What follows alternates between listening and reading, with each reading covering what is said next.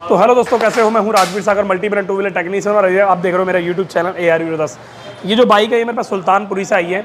इस बाइक का काम करवाया था किसी ग्राहक ने, मतलब किसी मैकेनिक से बाहर। अब उस मैकेनिक ने इसमें एक टाइमिंग चेन डाली थी, क्लच पे डाली थी, मुझे नहीं पता कैसे क्या है क्या नहीं है। पर ये सबसे बड़ी बात, ये सुल्तानपुरी से मेरे पास जो बाइक आई है धक्के मार के कस्टमर लेके आया है, दूसरी बाइक से पैर लगवा के। अब भाई मैंने जब चेक किया इस गाड़ी को स्टार्ट क्यों नहीं हो रही है, तो मुझे एक बहुत बड़ा ठोस रीज़न दिखा इसके अंदर। तो फटाफट से मैं आपको पहले वो वाला जो ऑप्शन था वो दिखाता हूँ, किस वजह से इस गाड़ी के अंदर स्टार्टिंग की प्रॉब्लम आई और इसके वाल टेढ़े हो गए। आओ ये वाला बोल्ट खोलते हैं हम 10 नंबर की टीटोमीटर है भाई। तो देखो ये 10 नंबर की टीटोमीटर ने बोल्ट खोल दिया इसका वाला, ठीक है। कुछ इस तरीके से हमारा बोल्ट खोलना है हमें। तो ये बोल्ट हमने खोल दिया इसका इस तरीके से, ठीक है। अब उधर जाओ, उधर जाके दिखाते हैं। ये देखो भाई, ये देखो भाई, देख रहे हो? ये देखो ये क्या है, ये है आपका केसर, असली केसर है, असली केसर। ये देखो भाई, ये असली केसर है ये वाला, ये BS6 का एक का असली केसर है ये। अब इस हालत की जो जिम्मेदारी है वो एक मैकेनिक की होती है भाई। इसमें हुआ क्या है मैं आपको पूरी कहानी समझाता हूँ। इसकी टैबलेट सेट किए होंगे, टाइमिंग चेन डाली होगी। अब देखो इसकी कैप को देखो कितनी बुरी तरह से चोटें मारी गई हैं। देख लो, यहाँ चोट मारी, यहाँ चोट मारी। मैंने कहा भाई 6 नंबर की एलएनगी नहीं ले लोगे ना टपारिया कंपनी की, तो ये मस्त मक्खन की तरह काम करता है, ठीक है। BS6 गाड़ी है, ठीक है, ज़्यादा पुरानी भी नहीं है। और ये जो गाड़ी है इसकी हालत देखो कितनी बुरी तरह हो गई है। अब ये हुई कैसे, इसके नट बोल्ट लगते हैं यहाँ पर केम सावट में, देखता हूँ मैं है या नहीं है। इसको थोड़ा सा बैक करते हैं, इसको बोल्ट को बाहर निकालते हैं इसको थोड़ा। ये जाम हो गया बोल्ट, उधर से खोलना पड़ेगा भाई, ज़्यादा ज़रा मैं दिखाता हूँ। ये खुल गया, ये खुल, ये है अंदर, ठीक है भाई। तो ये जो है मैं दिखाता हूँ आपको पूरा कंप्लीट। इस पॉकेट बाहर निकाल के, ये देखो, ये इस पॉकेट बाहर निकाला हमने, और ये मैंने टाइमिंग चेन को अलग कर दिया। ये हो गई। अब इसमें हुआ क्या है, इसके अंदर ना 2 बोल्ट लगते हैं, एक यहाँ बोल्ट लगता है और एक यहाँ लगता है बोल्ट। अब इन दोनों बोल्टों के अंदर जो बंदे ने टाइट किया है, वो 2 बोल्ट में से एक बोल्ट या दोनों ही बोल्ट टूट गए हैं, और टूटने के बाद या फिर वो खुल गए हैं। और जब वो खुले हैं तो खुलने की वजह से वो बोल्ट बाहर आए होंगे। अब वो बाहर आने की वजह से क्या हुआ, यहाँ से पूरा का पूरा ये कट गया है। अब सबसे बड़ी बात, बोल्ट है कहाँ? वो बोल्ट, जहाँ तक मेरा आइडिया है, वो बोल्ट इसके इंजन के अंदर चले हुए होंगे, और अंदर जाने की वजह से इंजन में कोई दिक्कत आई होगी। अब वो क्या दिक्कत आई ये तो मैग्नेट खोलने के बाद ही पता लगेगा।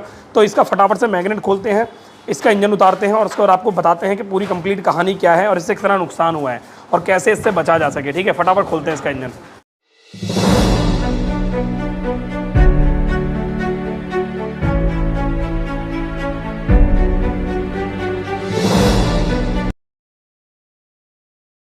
तो दोस्तों, जैसा कि इस वक्त आप देख रहे हो, इसके इंजन की हालत कितनी ज़्यादा बेकार है।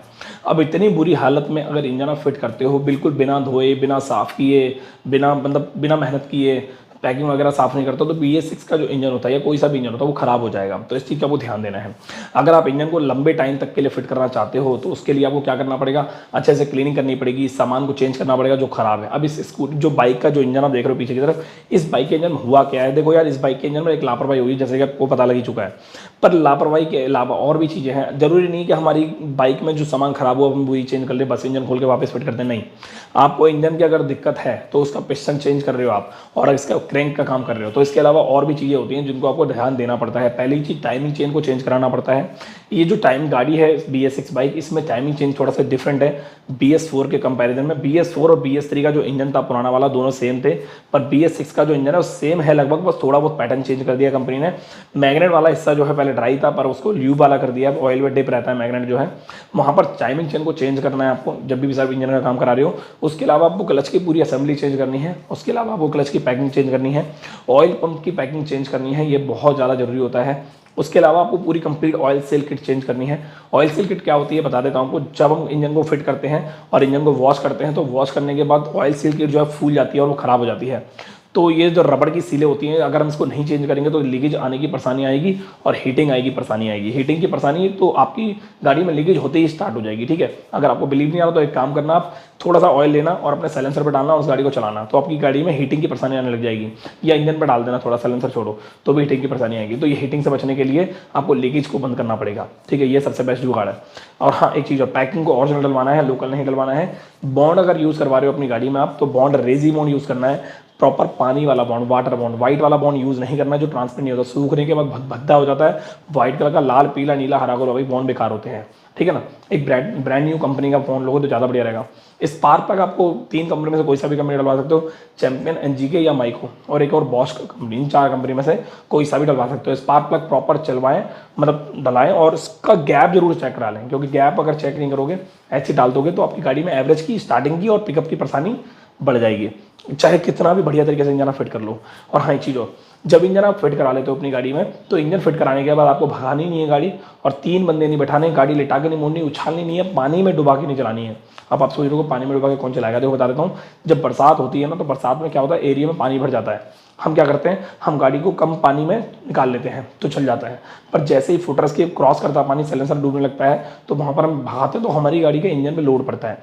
एग्जांपल देता हूँ, हम यहाँ से बहुत तेज़ी से भाग रहे हैं, और भाग रहे हैं, कोई दिक्कत नहीं है, हमने कम से कम करीब 100 मीटर हम भाग लिए, और वहीं अगर हम सिर्फ हमें 10 मीटर भागना है और हमने यहाँ तक पानी भर लिया और हम भाग रहे हैं, तो जितने में हमने 100 मीटर में थकान हुई, उतने में 10 मीटर में थकान हो जाएगी पानी भर के, पानी अगर यहाँ तक भरते हैं, ठीक है। तो ये चीज़ बाइक के साथ होती है, बाइक पानी के लिए नहीं चलाई गई, बाइक हवा में चलाई गई है, मतलब जो रोड होती है वहाँ पर, ठीक है। तो इसको ध्यान देना है आपको। उसके अलावा एक चीज़ और खास जो बहुत ज़्यादा जरूरी है, अगर आप सर्विस करा रहे हो, इंजन का काम कराने के बाद पहली सर्विस करा रहे हो, तो इंजन के नट बोल्ट सारे टाइट कराने हैं आपको, बॉडी के नट बोल्ट टाइट कराने हैं, और एक बार प्लग चेक करवाना है। और अगर टैपेट की रिक्वायरमेंट है तो टैपेट जरूर सेट कराने, टैपेट के 100-150 जो भी एक्स्ट्रा लगते हैं उसको जरूर दें, क्योंकि बिना इसके टैपेट इंजन नहीं कराते हो सर तो दिक्कत होगी आपको। हाँ, अगर रिक्वायरमेंट है तो टिक टिक टिक टिक आवाज़ आ रही है तो अब ये कैसे पता लगेगा आपको, देखो बता दें। जब गाड़ी ठंडी होगी तो आवाज़ कर रही है तो टैपेट आवाज़ कर रहे हैं, ठीक है। और अगर गाड़ी ठंडी है और आवाज़ नहीं कर रही है, गर्म होने पर आवाज़ कर रही है, तो इससे कोई दिक्कत नहीं, क्योंकि BS6 की जितनी भी स्प्लेंडर बाइक मैं देख रहा हूँ आ रही हैं, जो वो गर्म होने पर आवाज़ चेंज कर देती हैं और ठंडी होने पर आवाज़ वही पुरानी वाली हो जाती है। पर एक्सट्रैक में थोड़ा सुधारा है कंपनी ने, बाकी देखते हैं। अभी एक्स्ट्रा का इंजन नहीं खोला है, इंजन जब खोलेंगे आपको बताएंगे जरूर। बाकी एक्सट्रैक का इंजन पहले BS6 का इंजन, दोनों में कंपेरिजन अगर बात की जाए तो सिमिलर ही है देखा जाए तो, BS4 से बिल्कुल अलग है, ठीक है, ये तो कन्फर्म है। और हाँ, एक चीज़ और, जब इस इंजन को पूरा वॉश कर दिया, वॉश करने के बाद जब फिट किया तो इसका साउंड बहुत बढ़िया निकल के आया है, तो मैं आपको साउंड सुना देता हूँ एक बार, ठीक है। तो देखिए साउंड चेक करते हैं,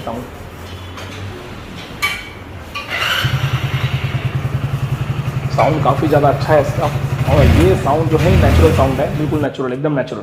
तो इसको हमने गाड़ी दी और बहुत बढ़िया चल रही है, कोई दिक्कत नहीं आ रही, सर्विस टाइम से होगी तो और ज़्यादा अच्छी हो जाएगी। बस ये कि आप किसी भी मैकेनिक के पास अपनी बाइक ले जा रहे हो तो ध्यान रहे मैकेनिक अच्छा होना चाहिए, क्योंकि अपनी मोटरसाइकिल दे रहे हो आप उसको, जिस पे आप चलते हो, जान से बढ़कर चीज़ होती है मोटरसाइकिल, क्योंकि उस पर चल रहे हो आप, ठीक है, ध्यान देने वाली चीज़ होती है, ठीक है।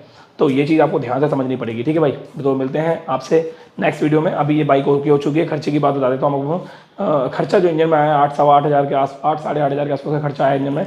बाकी लेबर अलग होती है, ठीक है, लेबर हमारी 2,000 के आसपास होती है, बाकी सर्विस वगैरह होती है वो अलग है।